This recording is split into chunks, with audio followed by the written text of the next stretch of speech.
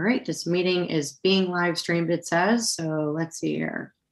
I'll hit refresh on my phone so I make sure we're live. All right, we are live officially. So welcome everyone to the live Q&A show here with Mia and Rebecca Satori. And all right, this meeting is being live streamed, it says. So get rid of that. Hold on. Hit refresh. There we go. Okay, cool. We're back. And we have no feedback. Well, we'd like feedback. So for those of you new to this channel, please like, subscribe, and share. I'm Rebecca Satori. I guess at this point, I could call myself a veteran in the coaching industry. I have run my own coaching company for the past 12 years, since 2010. And I have been behind the scenes of many multi 6, 7, and 8-figure businesses. And what I teach is about your healthy business ecosystem, where I basically take an aerial view of what's going on in your business, your delegation, your automation, your team members. You, generally the owner of the company, is the bottleneck of the business, with all due love and respect. And then I look at your unique operating system. It's kind of like installing a software system on a hardware, on a computer, on a Mac or a Windows product.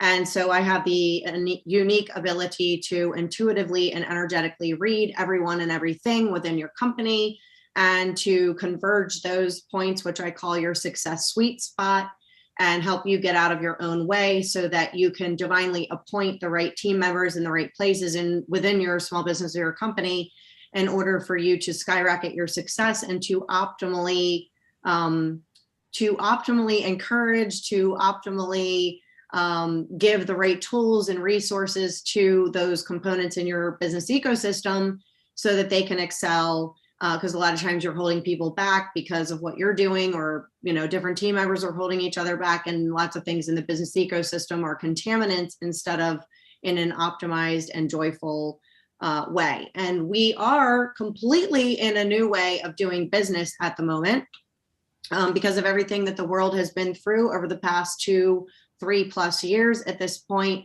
the way that you conducted business before, old systems and structures are breaking down, and moving forward, you need to be creating new systems and structures that are in alignment with the frequency of the universe now.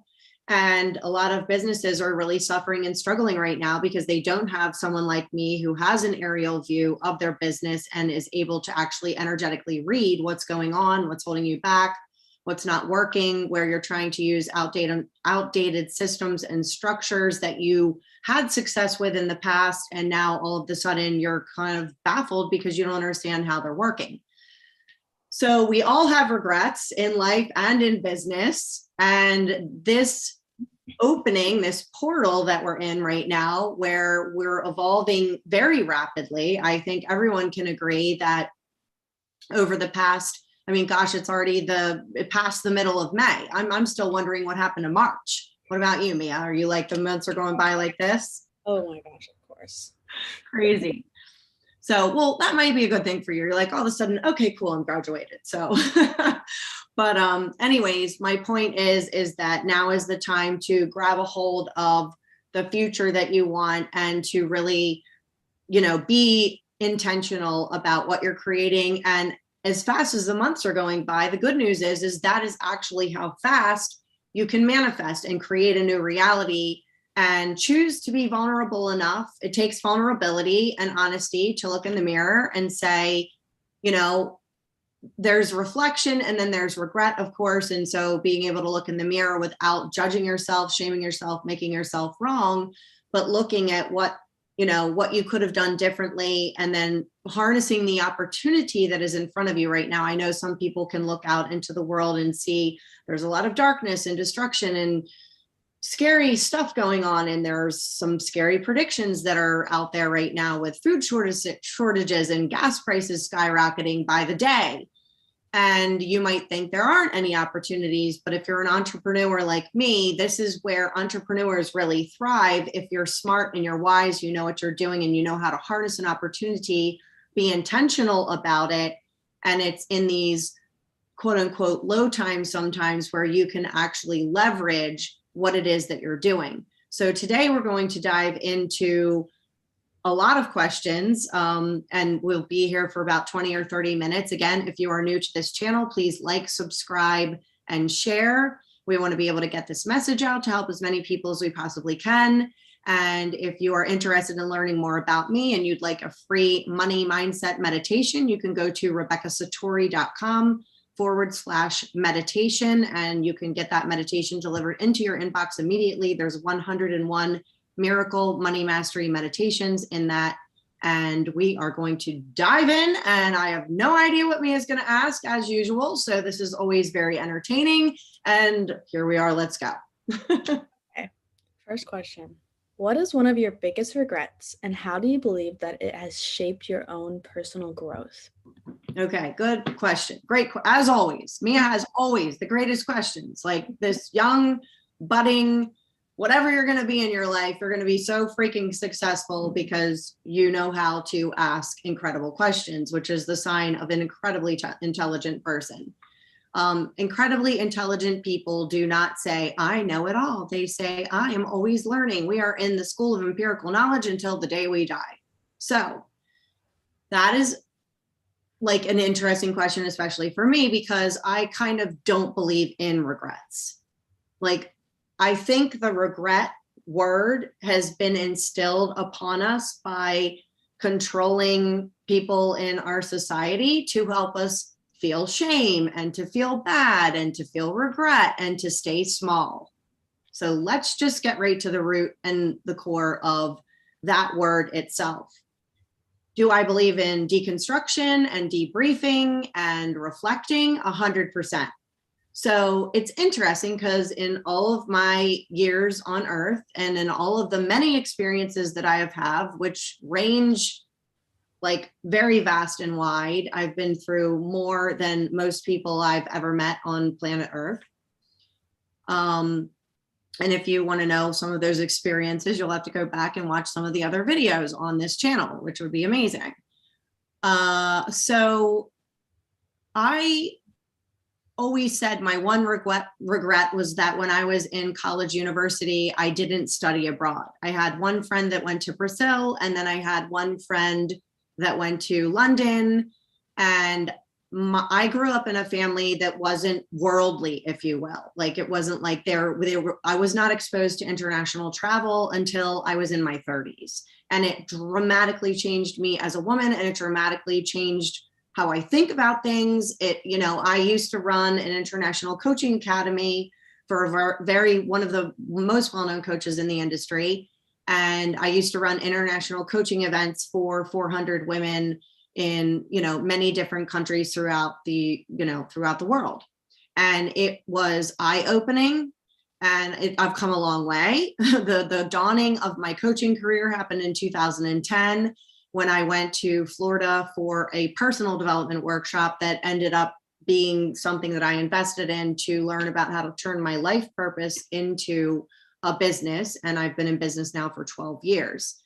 So I think, I'm grateful that my sons have been exposed to a single mother who has created a successful business, which has had its ups and its downs, as all entrepreneurs experience. It's not just this, roller coaster going up, up, up, up, up.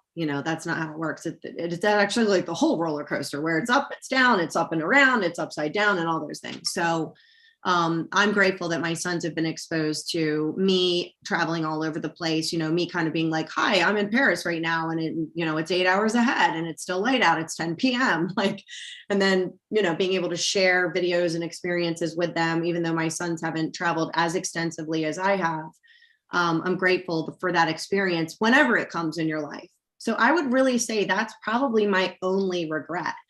And the reason why I say, I believe more in reflection and assessment and learning. I don't believe in failing either. I believe in learning forward. So your life will be dictated by your perceptions of reality. So if you walk around thinking, oh, I've got regrets, then I believe the resonance and the frequencies that come along with that statement are, I'm bad, I did something wrong. And P.S., for those of you who are Brene Brown fans like myself, the difference between shame and guilt are I did something bad versus I am bad. So shame is I am bad, guilt is I did something bad. So I would say like the word guilt or the word regret kind of is on that same frequency of I did something bad, which is associated with guilt. And it's never going to propel you forward. One of my famous coaching phrases that I've had for over a decade now, and I've said to thousands of clients around the globe, is no amount of you kicking yourself in the ass will ever amount into anything positive. So I think when you are reflecting or you're debriefing or you're receiving coaching and kind of evaluating like, hey, I made this choice, it wasn't the greatest choice. Some of the worst business choices I've made have become the greatest insights that have allowed my business to thrive. And so when you come from that place, you're coming from a foundation of self-love. And so I think it's really important when you're assessing the choices that you've made over a lifetime or over a year or even over the past week or the past hour, it doesn't matter. If you're assessing it from a place of shit, I did something wrong versus I love myself and I allow myself to have expansion and room to learn, then you're going to get to a different destination as a result. Okay. So kind of playing it off of that, a lot of people believe that there's like a life plan for everybody, that everyone has like predestined, this is how your life's going to go, whether it's like insane, like all over the place, or just like a straight path. Do you believe that's true, or do you believe that you make your own? Okay, so yes, I know that it is true. I don't believe that it is true. I know that it is true. And I'm also curious because based upon your age, like when you say everyone knows or everyone believes, give me more specificity about that. Like, where are you hearing that, or where did you come up with that? Because I was in my 30s when I learned this. I think it's maybe it comes from some people who from like religion, and other people, I think a lot of times in like modern day counseling, for whether it be for like actual mental health problems, or in a lot of counseling nowadays in like high schools is for like career based advice. And they say like there is a plan out there for you, like it's like you just have to find it. And some, like especially to me, because we talked about this before, how sometimes it's like very insane that like kids like my age like are supposed to be like already figured out what they want to do with their life, and that you should just figure out and then go to college and then that's what you do for the rest of your life. Yeah. But and like I think counselors just, I don't know if that's truly what they believe, or if they know it, or that they're just trying to say that so kids that, like me, don't feel as scared to go out into the career field. But it's just something I've heard a lot more recently. That's fascinating to me. So I think counseling has its place. I mean, my background and my expertise is in psychology. That's what my university degree is in. I also think that we are in the process at the moment right now where a lot of these corrupt systems and structures that have not been of service to your highest and best potential are crumbling. And at the same time, a lot of beautiful, amazing systems and structures are being transformed and transmuted, which is fantastic. So usually I can get an energetic read on anything. I'm not necessarily getting an energetic read on what you've heard per se, or what perhaps some of your friends have shared with you about, you know, certain counselors saying this or not. Like, you know, it could be hopium. So I am getting a reading actually. So it could be somewhat hopium.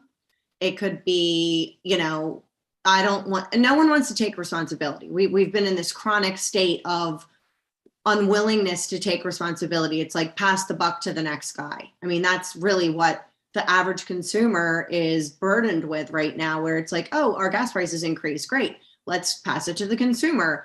Oh, we have PPE expenses. We'll pass it to the consumer. Oh, food shortages and, you know, all these different things. It's like, we'll pass it to the consumer.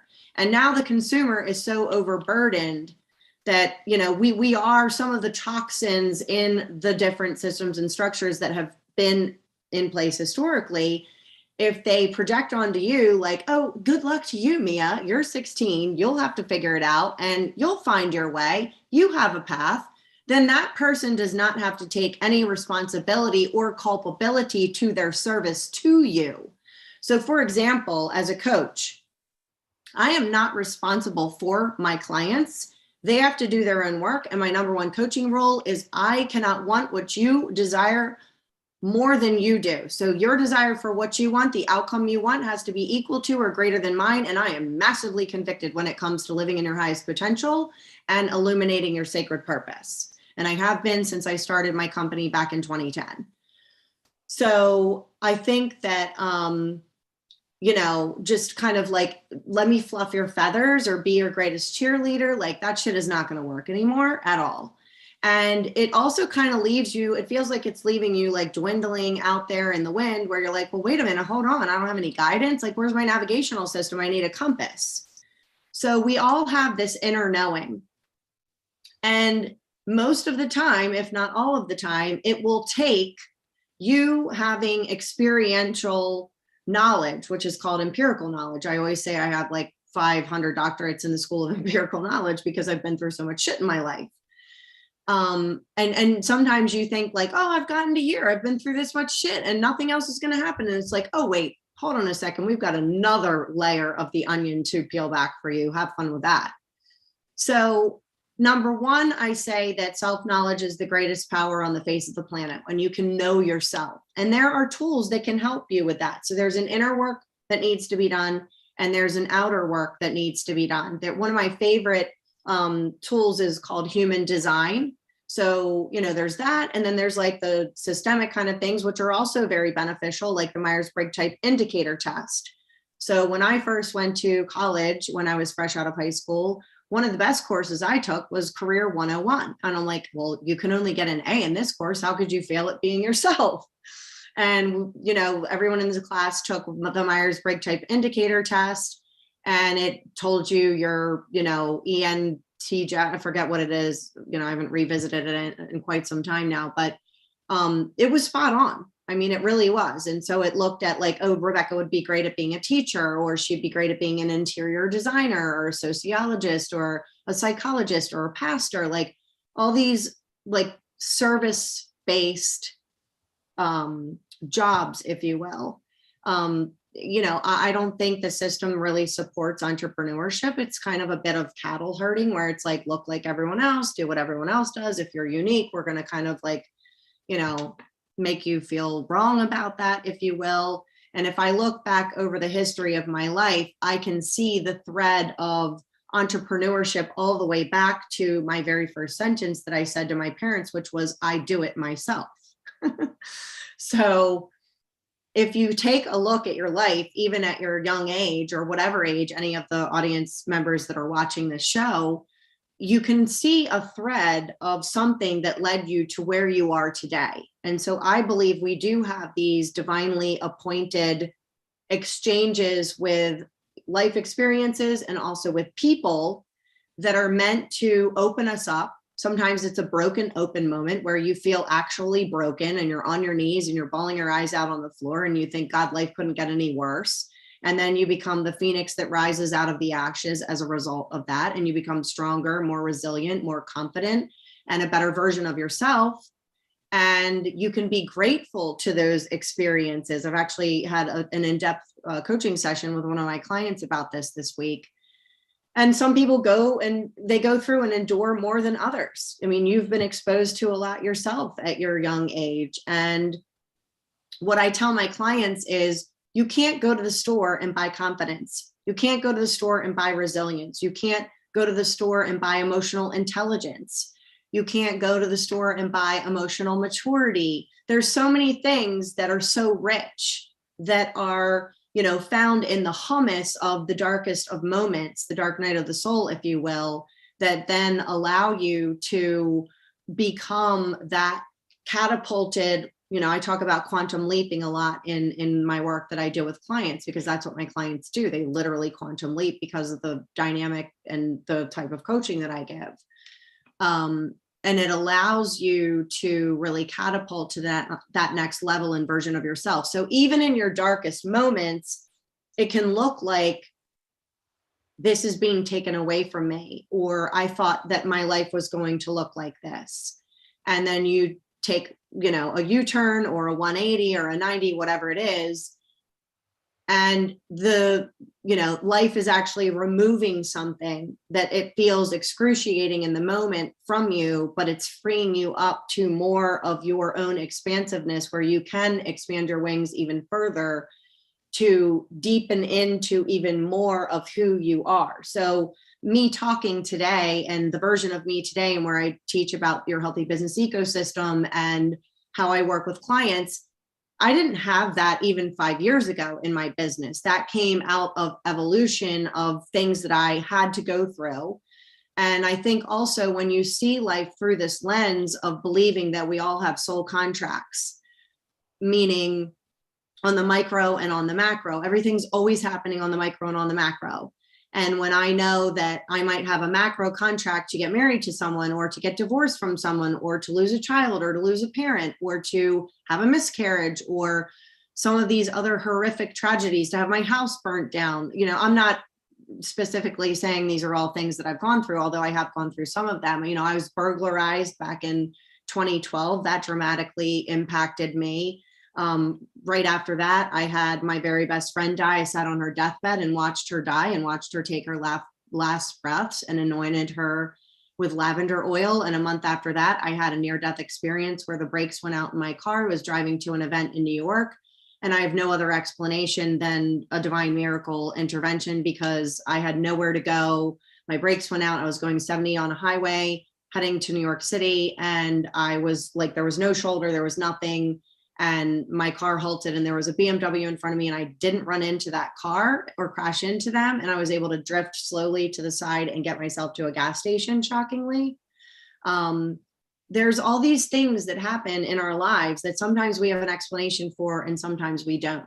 But what I know to be true at the root of those experiences is that they are divine appointments. You could call them soul contracts, you could call them divine appointments. And I personally know that has been one of the most liberating beliefs and knowings, actually, that has dramatically changed my life. Because when you're like, hey, this person screwed me over. And instead of thinking from the victim mentality, which is what we are evolving out of right now, going from 3D to 5D, you can say to that person, maybe verbally, maybe not, thank you. Thank you so much for being a noble adversary to me, for being my greatest adjutant, my greatest, antagonist, being the worst person you could have possibly been to me, because that caused me to return to myself. And one of the greatest, most empowering things you can do when you're going through something like that, and you want to say like, well, this person betrayed me, or this person rejected me, or this person abandoned me. I mean, those are some of the deepest core wounds that most people feel in their lifetime.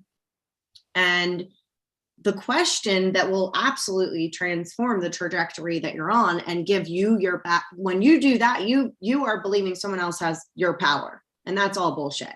It's all an illusion. If you come back to yourself and say, well, it couldn't mirror it to me unless I was doing it to myself first. So then the question becomes, where have I abandoned myself? Where have I betrayed myself? Where have I not shown up for myself? Or if you don't feel heard or seen, where am I not seeing myself? Where am I not hearing myself? Because the second you need it outside of yourself, you have given your power away. You get to take back your power immediately when you choose to become that which you're looking for. And it's not just, I have to say this caveat, because it's not just this, go in your corner and do your own work. And it's an inside out job. There are things that are going to happen outside of you that help to transform you inside. And there are things that are going to transform inside of you that will help you outside of you. But if every time you can recognize where you're going into the shadow archetype of victim, and you're like, this person did this to me and this person did that to me, instead of looking at it from a soul contract lens of, this has shown up in my life as a gift to teach me what? And sometimes we don't know that answer right in the moment. and that's okay. But it's being in a state of being willing to inquire what this has shown up in my life, even though I might label it as the most horrific experience that I've ever been through in that moment, that I can say, what is this here for me to learn? Because that's the evolution of the human spirit. That was a very good explanation. But going off of kind of steering from that, and this, like, we were talking about how we have this life path and how we should learn not to see things as regrets, but to deconstruct and reflect on things. Do you think that there are like objectives, that like things that can steer someone off their life path, that can like deter them from their true like divine purpose? Yeah, 100%, 100 million percent. So that's the beautiful thing of this beautiful life that we have here on planet Earth, in the universe. We have free will. And until, that's what I think is absolutely incredible about the way that life has been created. And, God has given everyone free will. If you are in, let's just we'll break it down in the macro, and then we'll break it down on the micro, and then we'll go macro. So on the micro, if you think about this, if you're in a relationship with another person and you do not give them autonomy, how do you ever know that it's genuine, authentic, unconditional love? You don't, because you're trying to control that person. And so that's what I believe the beautiful thing about all human beings having free will is, because then it is a genuine, authentic, divine love relationship. And, there's caveats to that, right? Like, as parents, you're not necessarily going to be like, oh yeah, sure, kids, go play out in the street. We'll just see what happens here. There's responsibilities that are necessary when you're raising children, of course. But I have studied a lot of communication, emotional intelligence, relational stuff over the years, even though it's like, okay, but Rebecca, you're a business and success coach. It's like, you know what? 90% of what I am coaching people on a lot of times is those things, because you cannot have a successful business if you're not communicating properly, or you have subconscious patterns that are running that are self-sabotaging you. And again, when we go back to this known fact that most business owners are the bottleneck of their business, it's because they still have subconscious patterns running that are not in service to their greatest and highest potential. So that's something I have the ability to go in and read energetically and intuitively, and present in such a way that it allows them to transmute and transform them very quickly. And also looking at the other components in their business ecosystem so that their business ecosystem can then thrive. But, if you go back to just looking at autonomy and communication and relation, and none of this is taught, of course. Like, we all have to ask ourselves, well, why are we living in a world where some of the most important things to help a human being thrive are the least known about and taught? And I believe, my prediction in the business world is this is where, the coaching industry, which has been the second highest growing industry alongside technology for the past, 8 years, is going to really take off. If you're a coach that operates from integrity and you've done your work and you've gotten your training, and you're not just some person that woke up one day and was like, oh, the coaching industry, I saw someone made $10,000 in a week and I'm going to do that too. Like, bullshit. You earn that. Like I said earlier in this broadcast, you can't go to the store and buy confidence, resiliency, whatever. Like, if you're being funded by mom and dad and you've really never had any life experience, I don't know what place you have giving other people life direction and navigation. It's a sacred, it is a sacred thing to give someone that type of guidance, if you will. It's not just like I'm just like somebody, oh, I'm a school counselor, I'm just gonna like try interior decorating, see what you think, try physical therapy, whatever. I got off on a tangent because I really do take a stand for the integrity in the coaching industry, and that is up to you as an individual. And if this triggers you watching this, then you're probably somebody who's not operating in integrity, and you probably don't belong on my channel. but I studied intensely with Marshall Rosenberg, who has been dead now for a couple of years, but his work lives on, of course. And he teaches nonviolent communication. And in its most basic of forms, just to give a little bit of an overview here, he taught like, so we have, people would call them positive feelings or negative feelings. I don't like those labels per se. So we'll just kind of go with like, he says like, here are the feelings you're feeling when your needs are not getting met. And you can imagine on those lists might be anger, frustration, disconnection, whatever. And you can go to his website. You can look him up. Anyone who's watching this, Marshall Rosenberg, Nonviolent Communication. For the history of all of my coaching, they have literally been sitting right here on my desk. I have them laminated. I refer to them often, and I have them memorized. So he's got, here are the feelings when your needs are not being satisfied. You can tell that one's pretty long. And here are your feelings when your needs are being satisfied. And then there's also a needs inventory. And again, you can download these PDFs on his website for free. Highly insightful. He has amazing resources. But one of the things that really struck me when I was studying his work for in the beginning of my coaching career was, out of what foundation do you want someone to respond? And I love that, right? Like, it's like, I don't want you to do something because you're a people pleaser. I don't want you to do something because you're afraid I might get mad at you. And I've recently been also studying another modality called radical honesty. And I believe the both have a beautiful dovetail. So there's a difference between brutal honesty and radical honesty. And you cannot be radically honest with someone else until you're being radically honest with yourself. And a lot of people are not radically honest with themselves. And that causes tremendous destruction in our world, because you're telling yourself a story. People make up stories in the spaces when they're having conflict with another person, for example, and then they base their decisions off of these illusions or their perception of reality instead of collaborating with other human beings. And again, we live in an ecosystem, so we are all meant to collaborate with other human beings. So you can't be in relationship with someone else and just say, oh, I have this perception, I'm going to run with it and take it as my reality, and not allow the other person the autonomy. Again, out of what foundation do you want the person to respond? Because we all go through many different times of this, I believe, but initially between the ages of 16 and 21, people go through this experience where they want to individuate, and to individuate from their parents. It even says in the Bible, a man leaves his mother and father to cleave to his wife. Well, not everyone's getting married, but essentially I think that message is to convey that you're going to eventually individuate and become independent from the dependency that you had on your parents that you needed in order to survive and to thrive in the world, if that makes sense.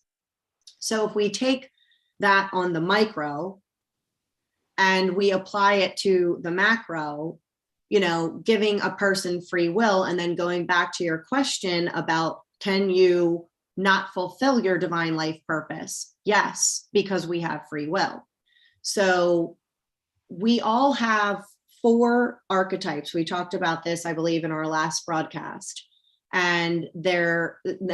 everyone has 12 archetypes. 4 are standard, and then 8 are unique and individual to your unique energy system. And so if anyone's interested in learning more about that, they can go check out Caroline May's Sacred Contracts. But for our purposes here, we'll talk about the 4 basic archetypes, which we did touch upon last broadcast. They are the victim, the prostitute, the child, and the saboteur. So if someone chooses to be in the shadow aspect of the victim, or they choose to be in the shadow aspect of the saboteur, and everyone has their vices. It might be they watch too much TV, or they're on their devices. I mean, I truly believe we've been living in a matrix where we've been given these screens so that we are just so distracted and we're not seeing what's really going on in the macro of life.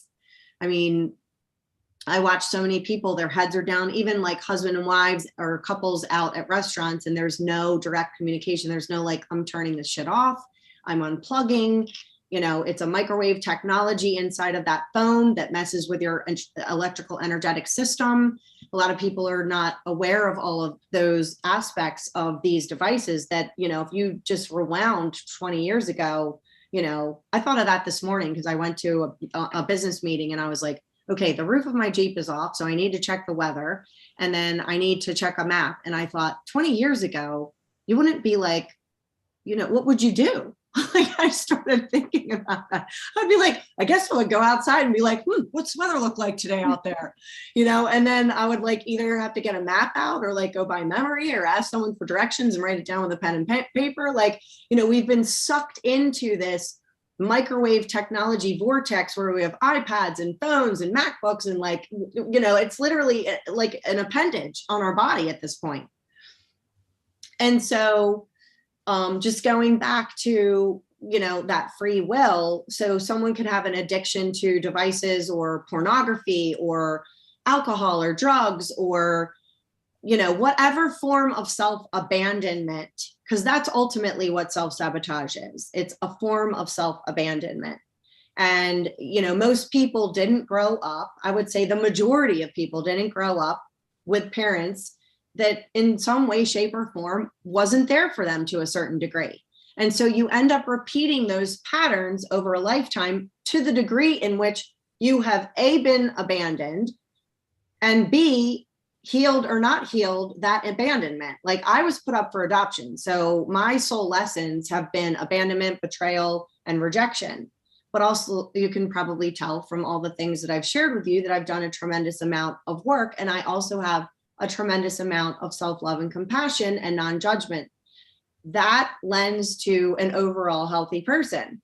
So to the degree in which you were abandoned, and also to the degree in which you are still continuing that pattern of abandonment and have done or not done your healing, that's how ingrained that neural pathway is going to be in your operating system, to the degree in which you're going to either fulfill your life purpose or you're going to just numb it out with whatever mechanism or device or, substance or whatever, and either fulfill your highest potential or not. And so if we like kind of look at it like this as a speedometer almost, right? Like some people are on 0 and some people are on 100. I just read something, I was on a podcast a couple of months ago, and my friend who does the podcast was interviewing someone on his retreat, and the guy said, I like to view life and operate in life as if life is a high activity sport.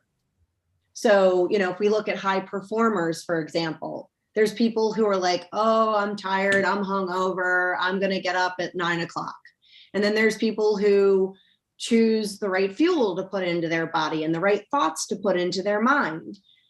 And they're programming themselves for their greatest and highest potential, whereas other people are consuming. So if we talk about consumption, what are you reading? Who are you surrounding yourself by? What is the environment that you live in? How often do you get out into nature? Are you working out? What are the human needs that your human body has that are universal, quite frankly? And how often are you consuming those things that are healthy? So, an analogy would kind of be like, I can't remember what the documentary was, but there was a guy that like ate nothing but McDonald's for a whole entire year. Yeah. Okay. So like, is that person going to be able to fulfill their life purpose versus the person who's like waking up and making green smoothies and growing their own things in their garden, and they're connected with nature, and, they're consuming, positive mindset, talking books, or they're collaborating with other people that are, they say that you are the sum of the 5 people you surround yourself with the most. So there's a lot of aspects of the thoughts you're thinking, the words you're speaking, the things you're consuming, both, mentally, spiritually, and physically, and then the activities that you partake in that help you to be able to thrive. It's kind of like, another example would be if we're talking about gardens, for example. If I've got 2 heads of lettuce that I'm growing in my garden, and the one head of lettuce, I put a bucket over it, it's in the dark, it's not being exposed to the proper environment. If we go back to the healthy ecosystem concept, And the other one has like the minerals in the soil. There's masculine and feminine minerals in the soil. We've got sunshine. Like, which one is going to bear fruit? So that last sentence kind of is the, you know, direct one sentence answer to your question about, is it possible for people to not fulfill their life purpose? Yes, because A, you have free will, and B, you get to choose uniquely through your free will whether to bear fruit or not, and to bear your unique fruit. Thank you. You're welcome. All right, my dear, I think we have gone for a while now, and there's so many golden nuggets in this. I'm loving that we're doing this. For anyone who is interested, I'm going to be opening up an opportunity for an apprenticeship. So I have run other apprenticeships in my company before. You will be able to come behind the scenes of my company. You have to have a specialty in marketing. So that might mean you're like fantastic at marketing on TikTok, or you're fantastic at marketing on Instagram, or you're fantastic at taking golden nuggets like this, breaking them down and putting them out there so that we can reach more people. I'm opening up this apprenticeship soon. So if you're interested, you can comment below, or you can PM me, depending upon what platform you're watching this on. And I will give you some more details about that phenomenal opportunity that is coming up very soon. So thank you so much, everyone, for being here. Please remember to like, subscribe, and share. And any questions you have, please post in the comments. I will always come back and answer those questions. And once again, Mia, thank you so much for being here and for your highly intelligent and brilliant questions. And I hope that everything that was shared highly enriches and blesses your life as well. Of course. Thank you so much. All right.